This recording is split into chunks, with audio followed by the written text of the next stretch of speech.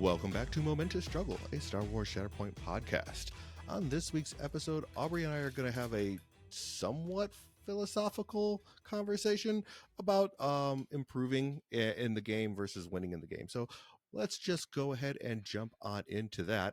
As always, joined by Aubrey, who's playing around with different things in the background to, I guess, 3D printing stuff, because that's what you normally play around with when we're doing the podcast. So how you doing, Aubrey? I'm doing good. I had a bit of a busier than normal day today, although it's mostly because I started late and then I was fighting traffic the whole way through. But no, I'm doing good. I mean, I'm not gonna lie, it's been a rough week, so I'm glad it's Friday. I still got to work tomorrow, but I'm excited. I'm gonna get in a game with the only Jerry Bowinkle over at Desert Games tomorrow. So Nice, I'm nice. excited. Yeah, no, so for those who normally we record on Sundays, but both of us happen to be off today, and I'm going out of town for Valentine's Day with my wife. So we decided to give it a shot. We're trying to record today. We were planning on recording about 3 hours earlier than we actually are recording, but Aubrey just is, Aubrey, and he doesn't show up on time usually, like sometimes. So that happens. But we made it. We're here now. He says this like I didn't tell him that I was going to be doing errands and gave him a You general time and said I would tell you more. And then when more happened, it just happened twice. Okay, That's all. you said one ish, and now it's 4 o'clock and we're recording. But then I said 2:30 ish, and then I said 3:30 ish, and I mean, there was an ish, Todd. The ish Yes, is where my life is. That's where my whole life lives, in the I ish. I get it. I think most people's ish is usually like 15-30 minutes, but I gotta adjust ish to Aubrey ishes, so we're good. We got there eventually. Is what happened. So yeah, an Aubrey It's ish is what we're gonna fine. call that. That's gonna be the new meme in Yes. the channel. Is gonna be the Aubrey ish, and just have the There clock you spinning go. forever. Yeah, But yeah, that's no, we're just it's just the circle. The circle spinning is basically my brain at any given time, everyone. And I'm just playing with I just so uh Todd understands this, dear listeners, because I've just thrown stuff at him. But most often, I'm very busy. So a lot of times when stuff gets printed, I just pull it off the 3D printer and shove it in a quarter. I worry about pulling off the support and the skirt and all of that stuff, and I may get to it, or I may just throw it at Todd to get painted, and Todd gets to clean it up because I never yep. got around to it. You're welcome, Todd. So I'm actually taking the time to like take off some of those things while we're recording. I figured out I put a table next to where we record right off screen so that I could actually be more helpful to Todd than just running the 3D printers into the ground. Yeah, it works. It works one way or the other. But yeah, so have you? I know that you haven't. You're getting to go play a game with Jared here pretty soon. But have you gotten any other Shatterpoint stuff in lately? Have you done any Shatterpoint related topics or hobbies or games or anything? Oh, well, I mean, if you're in the Discord, you got to see the glory that is Kawaiianen. my my hobby work, let's see, what did I work on? Oh, I worked on making one of my characters actually look like a black person instead of a burnt orange toast person. So I with some help from Todd, that actually turned out pretty good. Well, and my oldest, who is a great at just like painting and coloring through and that kind of thing. So also sat down with me and helped me with that. So like I've been kind of trying to clean up my models a little bit. Like I decided to tackle Kanan's face and like do some highlights on his hair. His hair turned out great, and then his eyes came out like 90s anime girl eyes entirely on accident. I wasn't done, but when I got done, and because you do like the white and then like the Hmm. black line, and then like you go and then you kind of go in and fill it in. But when I went to fill it in, I couldn't stop laughing because I was like, I was like, what is this? I did not mean to do it this way, but this is how it turned out. So It so did then I'd it did turn stopped out and interesting. yeah. So then I stop and snap the picture, and I'll be perfectly honest, I haven't gone back and finished it because every time I do, I keep giggling uncontrollably, and I'm just like, I might just keep kawaii because It, it makes me happy. that's all that matters. It's all about you and your happiness in the hobby. So it doesn't matter. You're good. I mean, it is interesting. If you if you haven't had a chance to jump in the Discord, do so and take a look at that because it's impressive for sure. But yeah, I'm glad that I you're. I was gonna say I'm I glad was you're just gonna say progressing if in I your had hobbying. well, yes, I was just gonna say if I had tried to do that, Todd, I would not have accomplished it. Mhm. That's why I think it's so funny. Yeah. But what about you? You got anything going on? So I went to on Wednesday went to Gamers Guild to do the meetup. There was only two other people playing at the time, so I mean I was and they were both newer players. So I kind of just was hanging out like with some of the MCP guys that were there and kind of answering general rules questions for the new players because there's just there's a lot of those nuances of that. I mean, and it was funny. I was probably there for a good 2.5 hours, and they were playing Showdown, the stand or the Circle of Death. Donut I of can't Death, remember. Yes, I can't remember the name the of it. Death That hit off. Donut. Yeah, but they were playing that one, and when I left, they still were in struggle one. So they were Oh. yeah they were struggling a little there to be 100% honest. Yeah. Yeah, so they're Well, struggling, we but were they like, they, they were getting there. yeah, like we were talking about that because I was listening to I'm not actually done with their whole episode because of course it's so long. But I was listening to our uh crossover event with Red Mandos. If you haven't heard, we did an episode with them about TOing. But they were just talking about like remember when we were first learning how to play the game, like you like one struggle could take like a couple of hours because you're trying to like figure out the rules and make sure you're doing it right and you're kind of going slower and so yeah, when you add that with Sabotage Showdown, which is notorious for if you don't break parity early, it turns into a Yeah, yeah. three. Okay, maybe someday someone will win, but we'll be old by the time we do. Yeah, and they were playing like the old separatist oops all droids list was on one side and the and all mandos with the armor was on the other side. So it was very much a lot of movement that can sit there and get back onto points, especially with Kalani. So there was just a lot going on that kind of added to being able to like not to be able to get that 3-3 going back and forth. Like, oh, you took this point, well, I can move this one onto that point.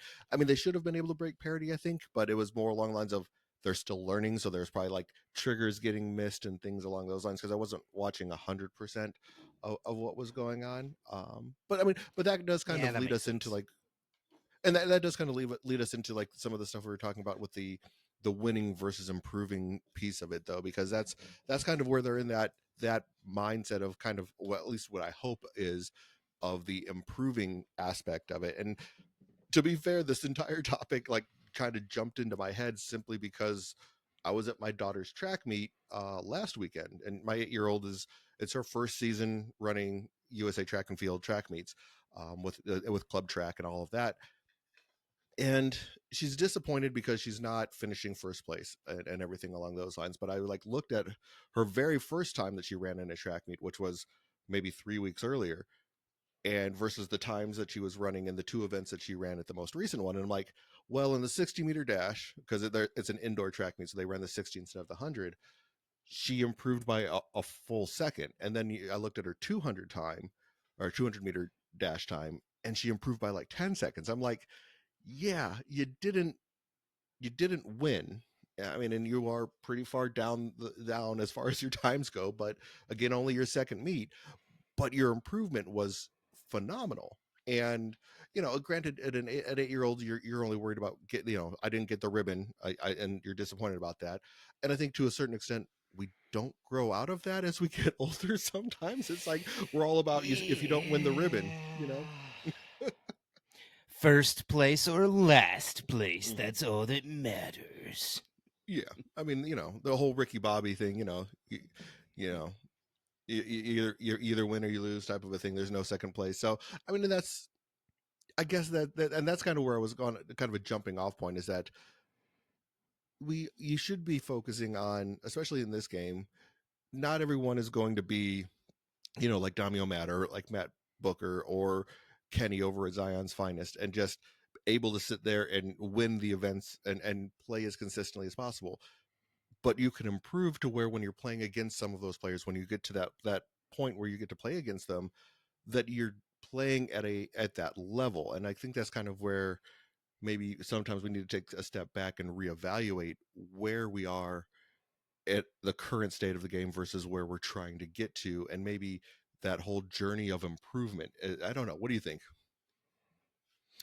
I mean, there's a lot of different directions that you can go with this topic, which is why this is a little bit loosey goosey, and Hmm. also I understand, dear listeners, we're Momentous Struggle. We are not Zion's Finest. We're not Hello There. We're not even Rogue Support. Where we're not trying necessarily to win. We are here for a good time and a long time.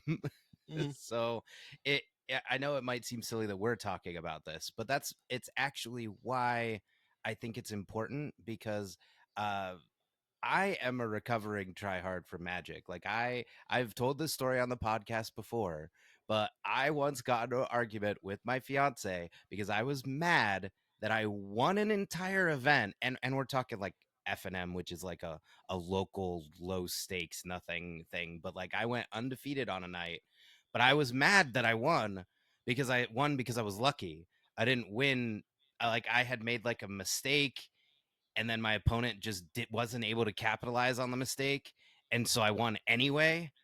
And I went home mad, even though I was undefeated that night. And I don't always go undefeated. It's not like I'm some amazing Magic player. Like, and so it's very easy to fall into this mindset. I mean, culturally, as Americans, we are pushed to, we're the best, we're number one, blah blah blah blah blah. Win win win win win. And then when you add on the fact that, I mean, hey, winning is fun. You feel good. Winning is nice, but Yeah, get that endorphin rush going.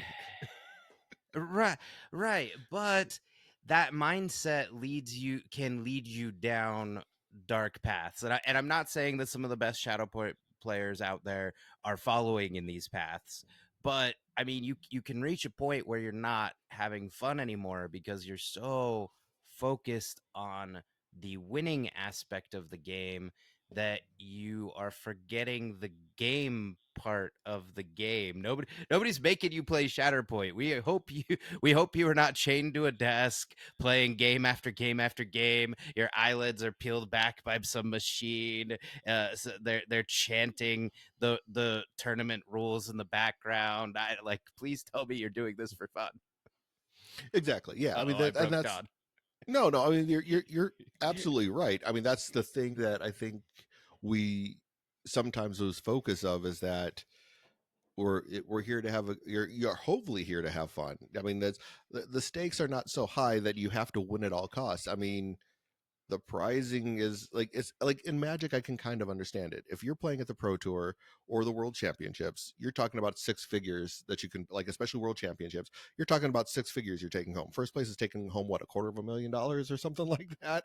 I think it's like, I know it's 50,000. It's changed over the years, but it's a lot. It is a lot of Yeah. money at that level. Yeah, I mean, and I don't even like know, Todd. I was never doing that. Come on. oh, I mean, I know at the Pro Tour, first place is 50 grand when I was playing. So it was like, I mean, so that's nothing to sneeze at, though. I mean, you're winning. The prize pools are gigantic, and they're actual, real, tangible money.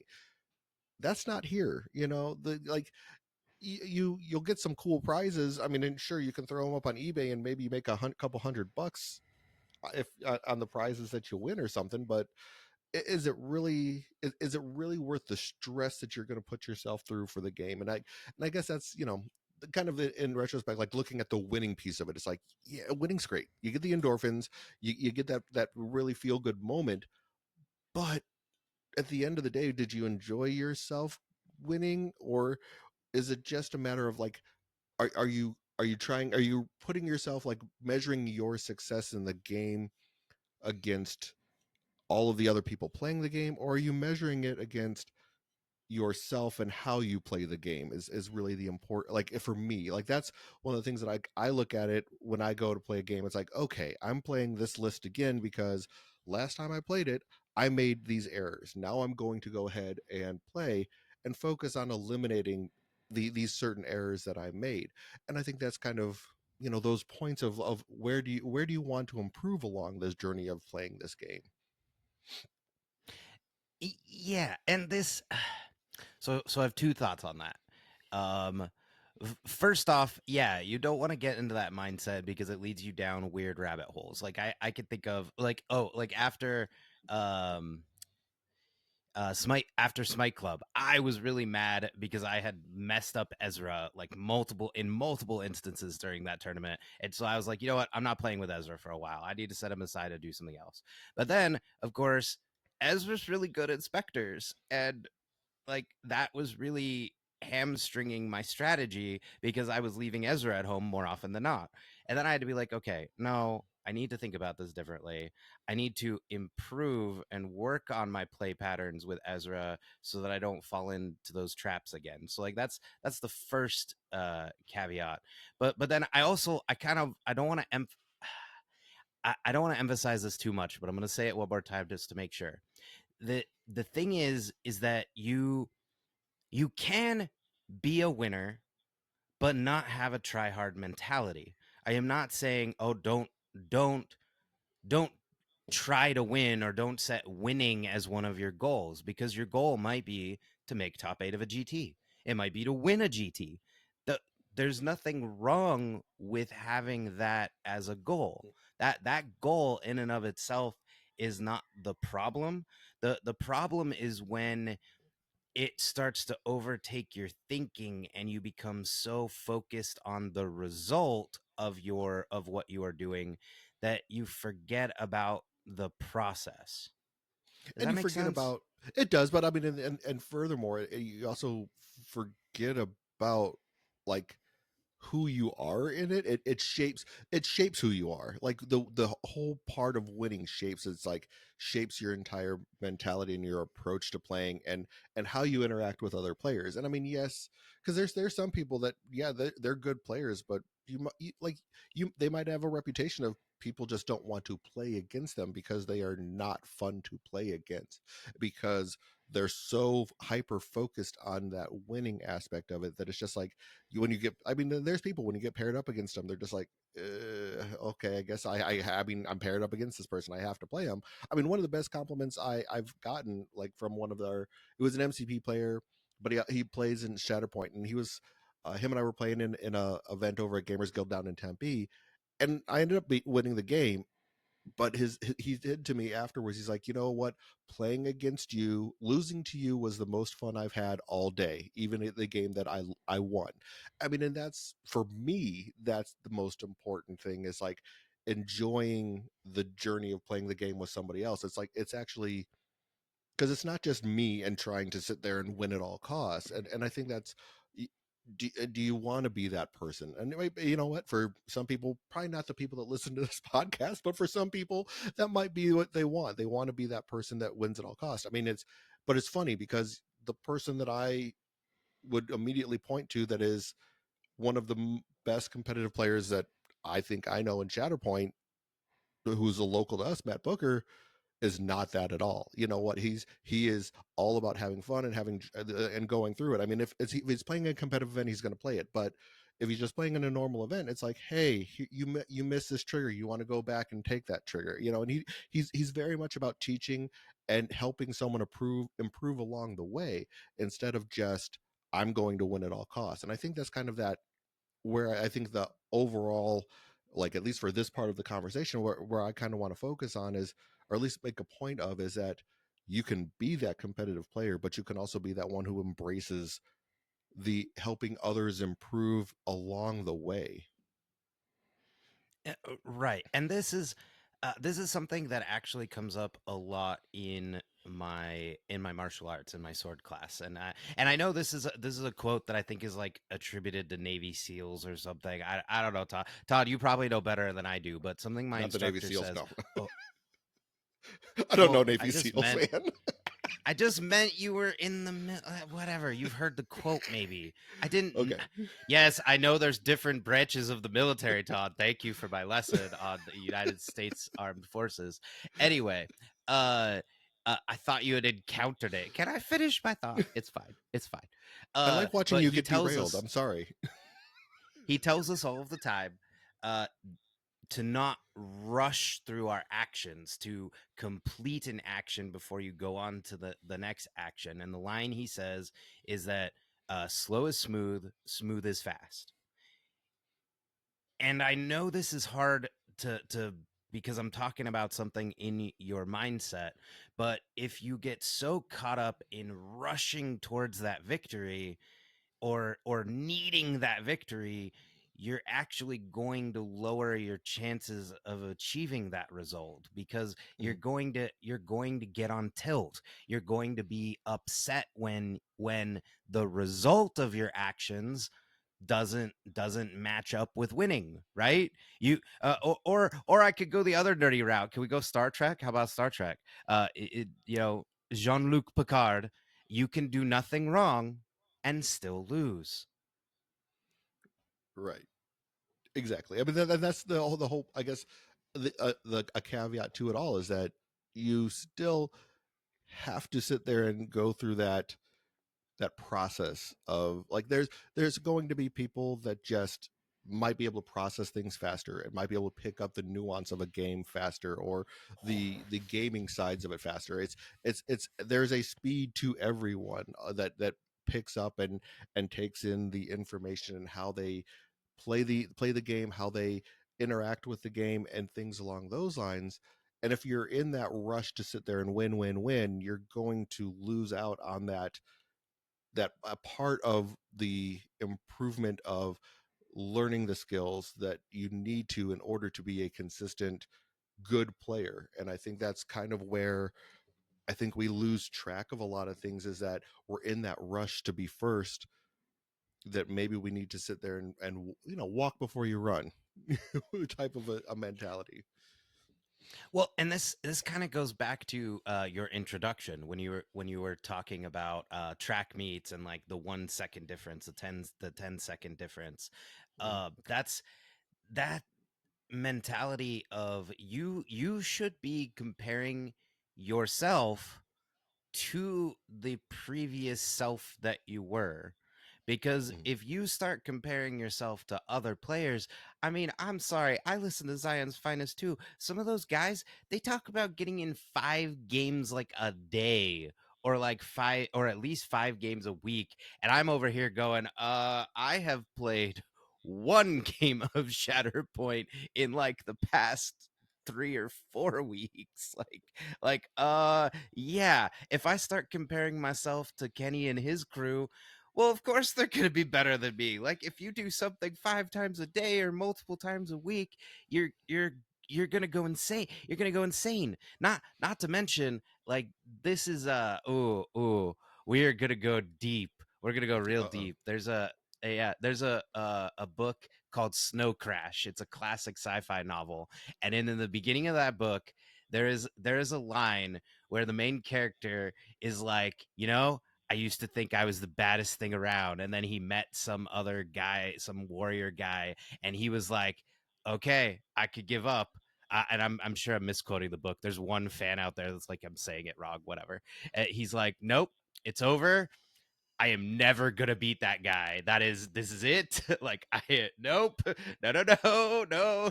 And so, like, while I'm sleeping, Kenny is training Shatterpoint. And while I'm making dinner, Kenny is training Shatterpoint. And while I'm over here doing this, Kenny is training Shatterpoint. Kenny, I'm not shouting you out or anything. Like, I actually, that was it Scott who said the line? I think it was Scott who actually said the line of how many games he was getting in. Whatever, one of those guys. My point is if you compare yourself to other people who are at different points in their life, are able to devote more time to these things, you're just going to be frustrated. It's like in Red Mandos, they were talking about this on the hobby end. It's not just the gaming end. If I compare Yeah. myself to a golden demon winner with my finger painting over here, I'm gonna go insane. I'm not that I'm not that good. I mean, y'all saw my Kaden, right? You need to go see my Kaden. Like that's not winning a golden demon anytime soon. No, I mean, and that's, I mean, and to kind of go to that aspect of it, even with the painting side of it, it's like I went back and like, granted, this is Marvel, but I when Marvel first came out, like one of the core box models was a Baron Zemo, and I painted it and it was okay, and then I go back and just recently, like now this is 5 years later, I got another copy of Baron Zemo, and I'm like, okay, I'm gonna paint him to the standard that I paint at now, and I took side by side pictures of them. And I think threw them up on a couple of different social media sites and probably on a couple of discords. And it was just like that. But I measured my success as a painter not against other painters, but against myself and where I was on that spectrum, like where I was 5 years ago versus where I am now. And I think that's what we're kind of talking about, even with the gameplay side of it, is like where are you now versus where were you when the game first started, and take a look back at, okay, what steps did you take to improve along that path? Was it just playing the games? But while you played the games, were you actually thinking about the play of the game? Were you actually like analyzing the steps that you took to get better? And I think that's kind of like one of the things that I think we need to take a step back on and look at is what have we done to get us to this point from where we were in the past? What are those steps that we take? I mean, and because yes, I mean Kenny and all the guys over at Zion's Finest that do all of those games, that's part of why they're doing it is they'll play a game and then they'll go, okay, I played it this particular way. I tried doing this particular strategy with this model. It didn't work. Now I'm going to go back and play it again with this different strategy. And I know like Matt over at Rogue Support, he even talked about that because they were talking with Luke that won CanCon, and he was talking about how he took Luke's list and he played it multiple times in preparation for that interview, but he would and played the strategies different ways to sit there and kind of learn like how what worked best. And I think that's kind of the thing is that we need to look at our approach to improving on the game. Yes, yes, and again, because this is so philosophical, I'm diving into other arenas to go back to my swords instructor. One of the things that he says over and over, especially to newer students, like we have a new student who just joined the class, so he doesn't even have a white belt. That's how new he is, and uh I heard him say it. I was working on my own thing over here. I am working on improving a few different things that I'm actually struggling with right now in my class. And he said again out loud, he is like, because the new student was getting frustrated because he just wasn't understanding something very basic with the sword, just was not getting it, and he kept trying, he was messing up, and my teacher said, he's like, that is okay, mistakes are fine here, it is all right to make a mistake, you are just learning, you haven't learned this yet, just try again, just do it again, do it again. And that attitude is something that I was not raised with. Like, sorry dad, I'm about to call you out, man, but hey, you're a grown up, I guess you could deal with it. uh my I would get A's on tests. I famously throughout all of school, all of college, my entire life, I've gotten 1B ever. It was in an English class, by the way. Isn't that funny? I have an English degree. The one class I got to be in was an English class because that teacher, frankly, was one of the hardest graders I've ever seen in my life. I deserved an A in that class, but whatever, dude. Uh, yeah, you see where this is going. You see. And like I would bring home tests and I would get like a 94 on the test, a 96 on the test, 97. Those are remind me, Todd, because we're talking to little Aubrey now. Are those good scores on a test?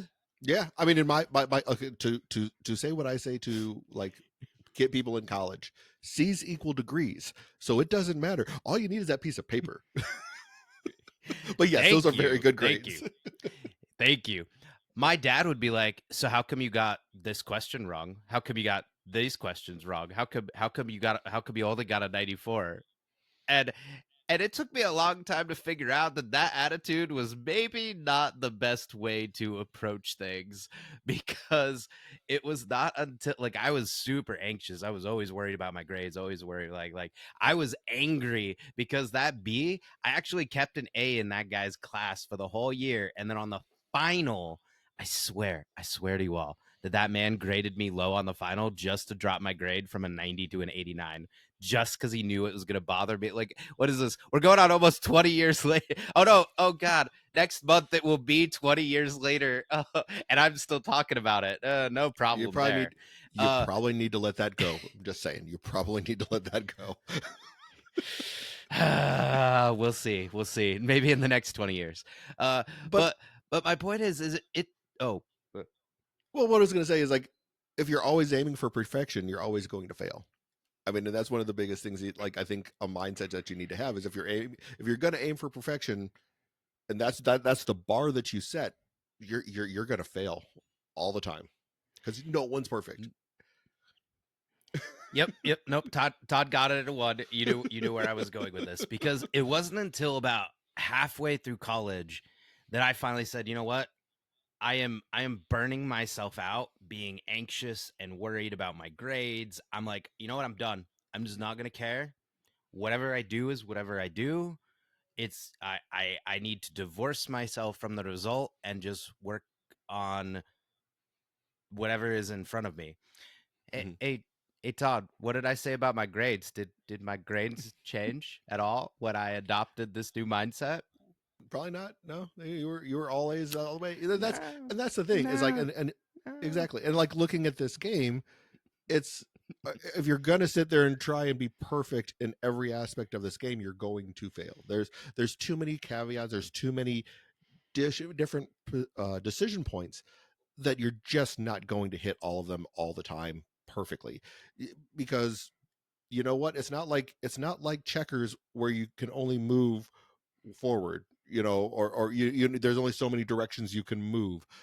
There's like, even just with the movement, it's like you can take that character and move them 360 degrees along that line, and that might not be the right. You may just start out and that one movement could be the wrong movement, and then does that change the entire course of your game? And how do you interact, how do you deal with that after that? That's the biggest thing I think that we need to take that step back from and be like, okay, how do I improve? Maybe not make the perfect move, but look at just what is the most optimal thing that you can do in a game, and just start there. Like, how do I approach making good decisions, not the best decision, but making good decisions while you progress through this game? Right, because I mean, just look at what happened at LVO. Basically, that game, I mean, quote unquote, got decided by the micrometer shot heard around the world. Like a model was tilted on an objective, and that might have been what caused it to be out. Like, I mean, Dude, that's so that was fine. the worst measurement I've ever had to do. God, that was so stressful. Right. I wasn't even there for it. You were there for it. I'm telling the story just because I've heard it so many times from you, from Kenny. Like, and now it's my story, and I wasn't even involved. Right, Like right. that whole thing is so tight, and even just like my game with Omnis, the ones that's getting lost to history because we had to record over it. But that the game with Omnis, I decided to move forward to get Mandalorians are stronger together and then move over. And because I changed the angle by, we're talking like, I don't know, maybe 5 degrees. I it feels like it was that tight. I don't know. We didn't, not like we pulled out a protractor and measured it, or I don't even know. What do you measure angles with? I Moving think on. it's a protractor. English English degree, not math degree.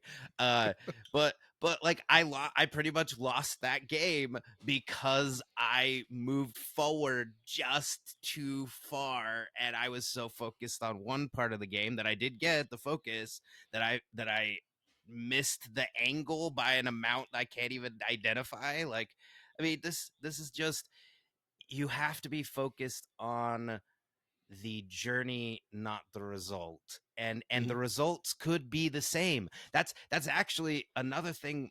Again, swords, martial arts. My teacher asks, I hate this trick question. He asks us all this time because of course swordsmanship in most martial arts is about your body structure and your alignment, and are you using your hips and your entire body to put everything behind the weight. Don't just use your shoulders, Aubrey. Don't just use your arms, Aubrey, which is what I like to do.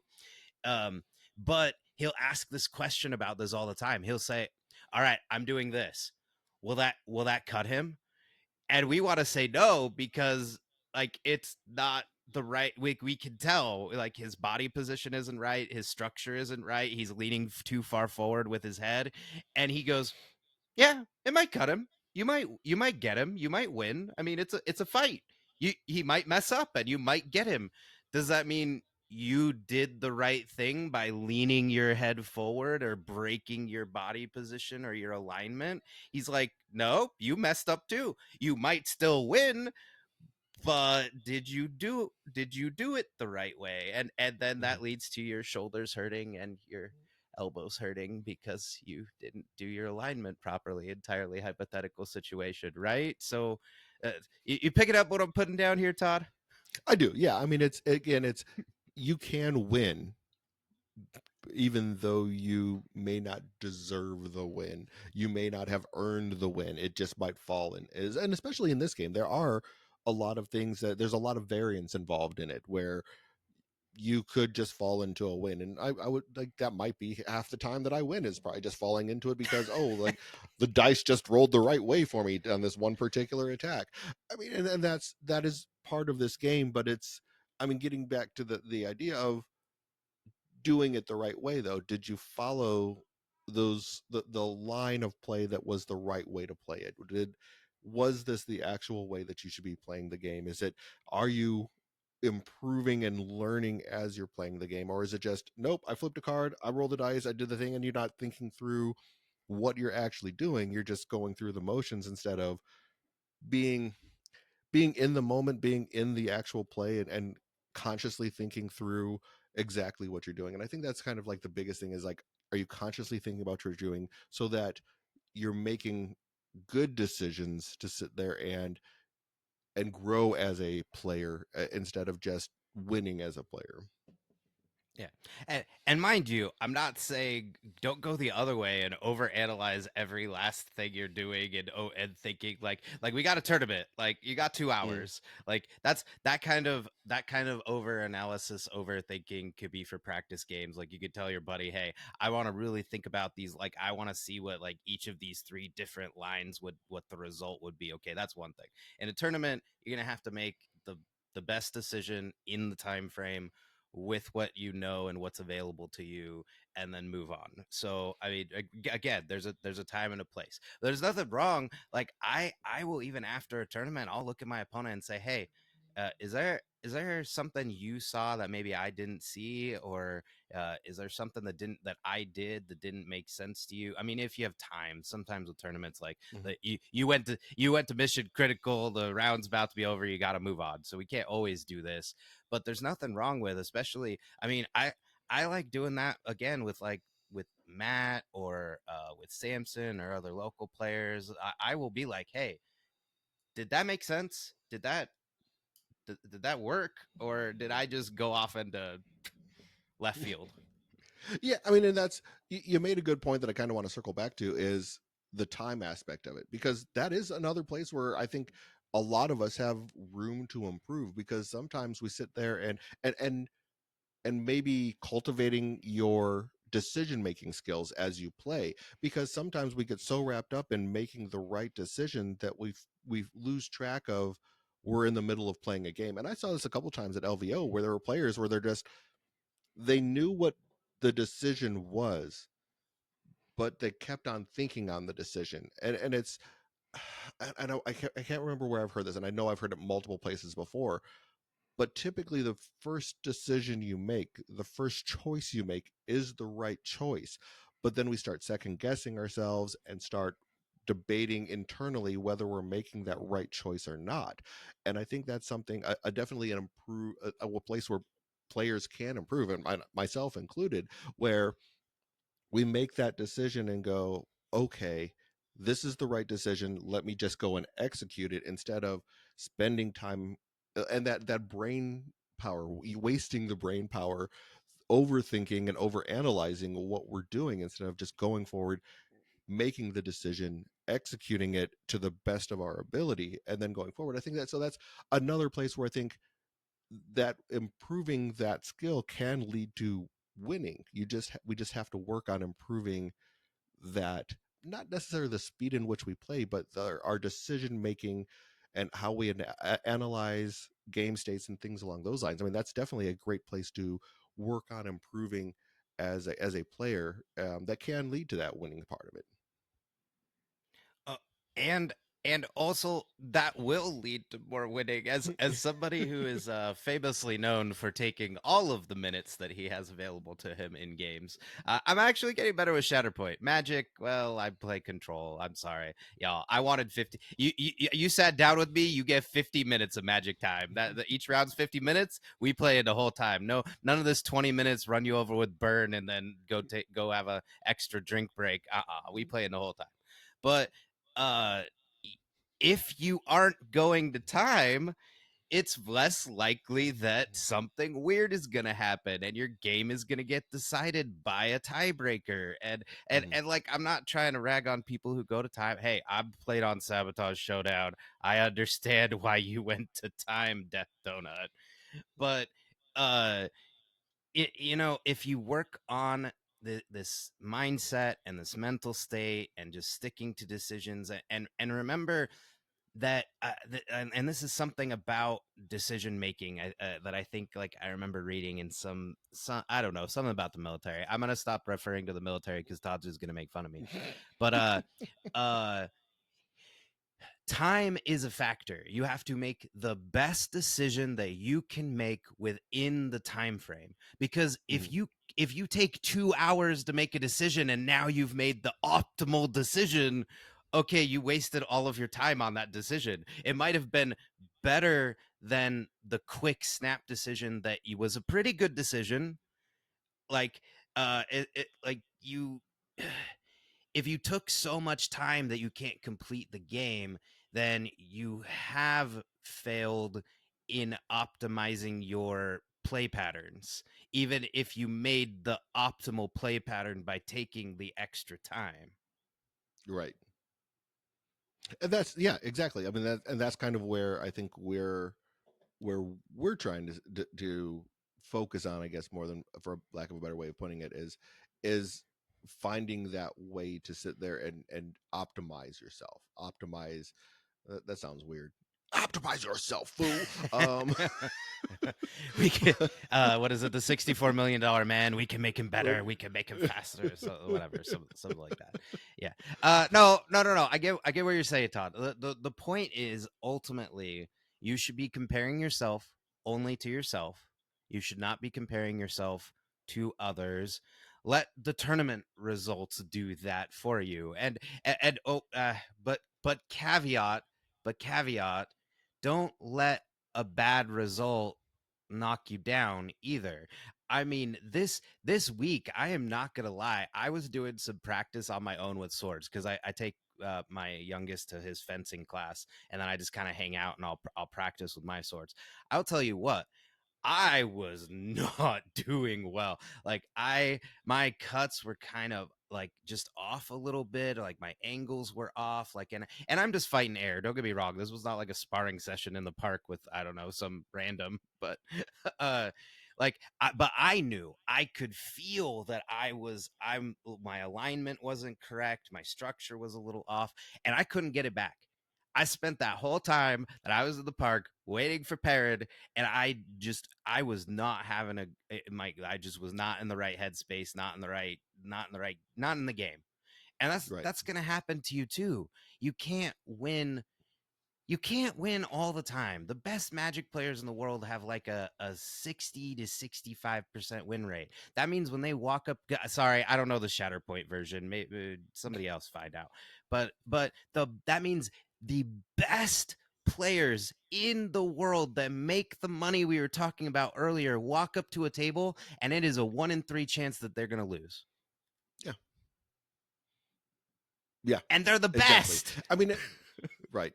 And keep in mind, like, so, and that, like, I think when you look at like Shatterpoint versus that, it can be skewed because let's take, like, for example, Matt Booker, Chris Sampson, they probably have a significantly higher win rate than, say, the best Magic players in the world.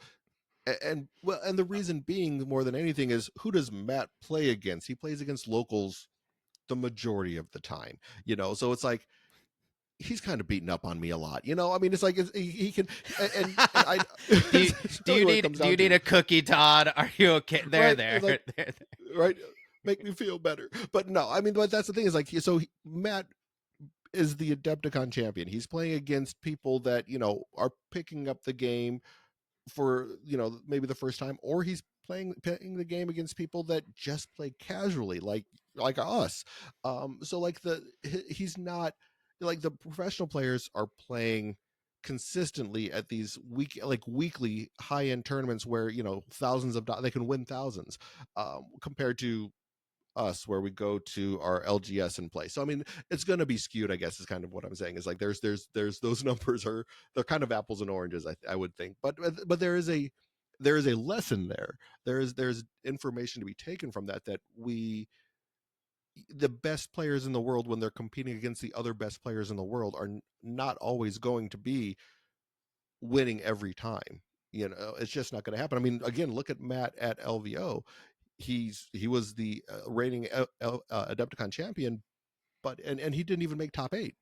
So you know what I'm saying? It's like same with Chris. He's got a great win percentage, and probably one of the best players that I know of.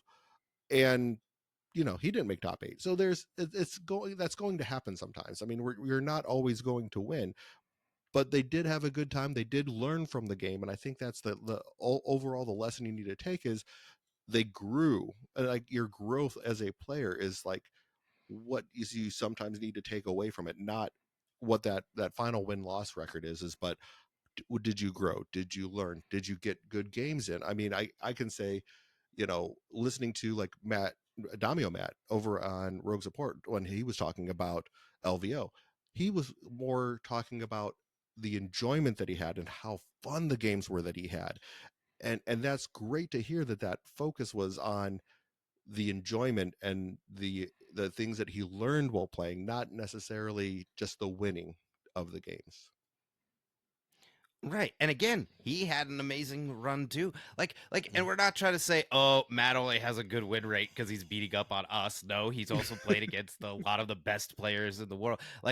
But again, if you listen to because again, I can't speak from experience on this one, but if you listen to some of the interviews that were done on Rogue Support and Hello There, and just the different conversations, when you have two players of a very similar skill set and they don't make a mistake, a lot of the time the game will come down to some of the points of variance. It Mm-hmm. might come down to the order deck, it might come down to a really good or really bad dice roll. I mean, because when everyone is positioning everything well and everyone is making their most optimal plays, we are still playing a dice game. Like, it's there sometimes variance is just gonna be like, hi, you're having a really good game right now, you haven't made any mistakes yet, why don't I roll 5 failures for you right now? What does that feel like? I mean, come on. It's so if you're focused on the result and that happens to you, you're going to have a bad day. Whereas if you are Yeah. focused more on improving and learning, because one more saying from my swords instructor, he says, you either win or you learn. The L is for learning. And now, can winners learn things too? Sure, but do you get the idea?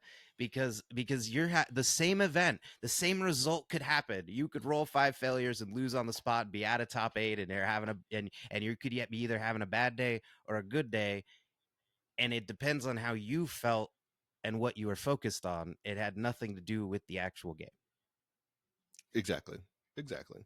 Well, I think we kind of beat this one down pretty good. Do you have any closing thoughts on this one? Nah, that felt like a good closer. There you go. Closing arguments. I just did it. Look at that. We so polished over here. I'm like, it's fine. This is a No, very philosophical episode, Todd. It's hard because we can't like we're talking one about other people's experiences, and so we're kind of using them as examples, and it can be hard to extrapolate. And this is also just a hard topic because winning feels good, and we like things that feel good, and our brains like to shortcut things. So just remember that your body will kill you to conserve energy. It will do the laziest thing possible because it thinks it's keeping you alive. And yeah, so please don't just go through the motions of your game and then blame everything on the dice, and even though maybe it was the dice, and never think about it. Just be mindful I and think might have about lost you. what Oh what no. you're doing and Oh, what there we go. what you're focused on. uh what is it? Your focus determines your reality. There you go. There's a Star Wars quote.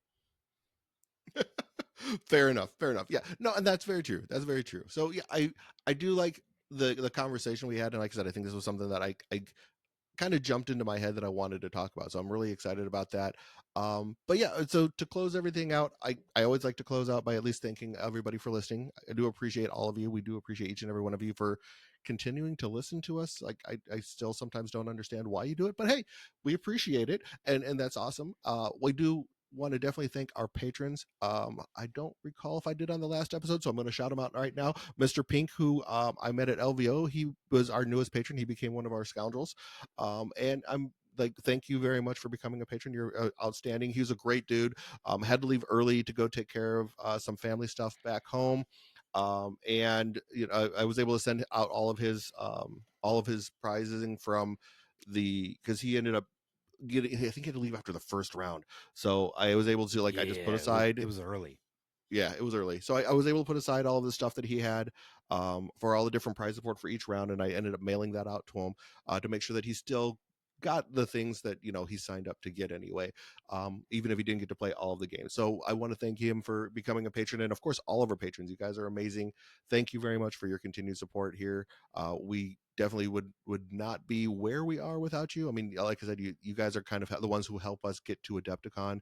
A lot of like our the content that we're able to put out is thanks to you, so we definitely appreciate all of that. And if you so we do think that that's a great way to support us. If you don't want to become a patron, definitely understand that it's not for everyone, but if you want to support us, you can definitely rate, review the podcast on whatever podcast platform you're listening to us on. And if you don't want to do that, if you're listening to us on YouTube or watching us on YouTube, you can always like, subscribe, give us a comment in there, let us know what you think, and we like talking to you guys. It's kind of fun to sit there and see the comments that come in, even if they are sometimes not the greatest, but we still love you. But that's all right. It's fun. It is. It is. So no, we do thank all of you guys again for everything that you do and for all the continued support. And if you do even just want to come out and hang out in the Discord, come and join us. The Discord link will be in the show notes for sure. We definitely like just jump in there. We have the nice thing is we have a really great community in there that like just helps with asking or answering general questions. So just I like seeing all the hobby progress that people are making, sharing the stuff, or even sharing the memes that they share with us. Like we get some great ones in there. So like just come and hang out, talk a little bit, and we'd like to see what everyone's doing and how they're growing the game themselves. So to come on and join us. But other than that, I think we're good to go. I just want to say once again, thank you, and may the force be with you.